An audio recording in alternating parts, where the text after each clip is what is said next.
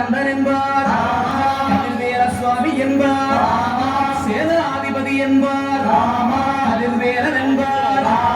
பரமகுரு என்பார், முத்துக்குமாரன் என்பார், சூரனை கூறு போட்டவனா, சுனாமியை விரட்டி விட்டவனா,